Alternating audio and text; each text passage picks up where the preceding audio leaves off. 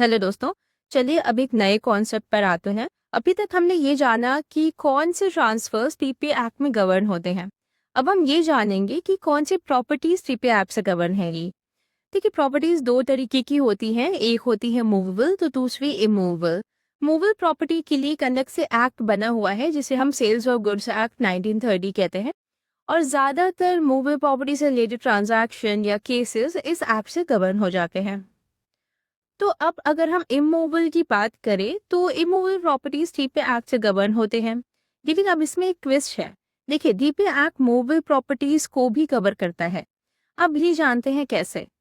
देखिए, immovable properties में जो ट्रांसफर होते हैं वो या तो sale, mortgage, lease, exchange, charge या गिफ्ट के जरिए हो जाते हैं।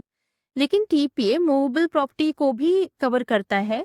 किस किस केसेस में? एक्सचेंज के केसेस में, एक्सचेंज ऑफ मनी के केस में, एशनेबल क्लेम्स और गिफ्ट। इसमें जो movable as well as immovable property दोनों ही ट्रांसफर प्रॉपर्टी एक्ट के अंडर आती है, बट एक्सचेंज के केस में ओनली एक्सचेंज ऑफ मनी।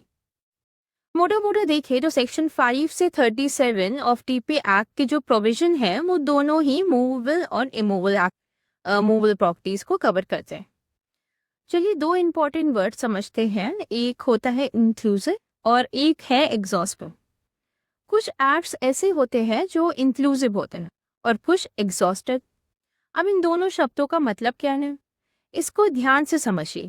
देखिए, इंक्लूसिव का मतलब होता है ऐसा एक्ट जिसमें हम कुछ और भी इंक्लूड कर सकते हैं।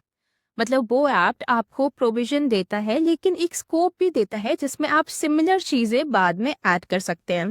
फॉर एग्जाम्पल, अब बहुत सिंपल एग्जाम्पल से लेके चलते हैं, लेमन वाले। अगर हम एक जनरल वर्ड ले जैसे फ्रूट, अब फ्रूट में एप्पल भी आता है, बनाना भी आता है। अब सपोज एक्ट में एप्पल और बनाना मेंशन कर दिया, इसके बाद में मैंगो भी आ गया, तो मैंगो भी फ्रूट है और उसे भी इंक्लूड किया जा सकता है। बेसिकली जहाँ means and include word use होता है वहाँ एक्ट इंक्लूसिव हो जाता है। वही एग्जॉस्टिव एक्ट का मतलब होता है एक कंप्लीट एक्ट जिसमें और कुछ ऐड नहीं किया जा सकता। उसमें सिर्फ मीन्स वर्ड यूज होता है और वो अपने आप में कंप्लीट होता है।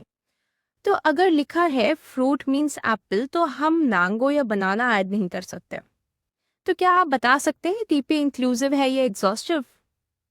देखिए, अभी ये क्वेश्चन पूछना शायद थोड़ा जल्दी होगा क्योंकि हमने अभी एक्ट प्रॉपरली स्टार्ट भी नहीं किया है पढ़ना। तो इसकी जानकारी के लिए मैं बता दूं, ये एक्ट एक नॉन एग्जॉस्टिव एक्ट है, जैसे हम इंक्लूसिव भी कह सकते हैं, बट हम इसको लीगल टर्म में नॉन एग्जॉस्टिव एक्ट कहते हैं। तो आज हमने ये समझा कि टीपीए एक्ट किन प्रॉपर्टीज को गवर्न करता है और इंक्लूसिव और एग्जॉस्टिव का बेसिक कॉन्सेप्ट भी क्लियर किया। इसको एक बार रिवाइज ज़रूर करिएगा क्योंकि आगे के टॉपिक्स में समझने के लिए ये फाउंडेशन काफ़ी इंपॉर्टेंट है। अगली क्लास में हम इस डिस्कशन को और आगे बनाएंगे। Thank you.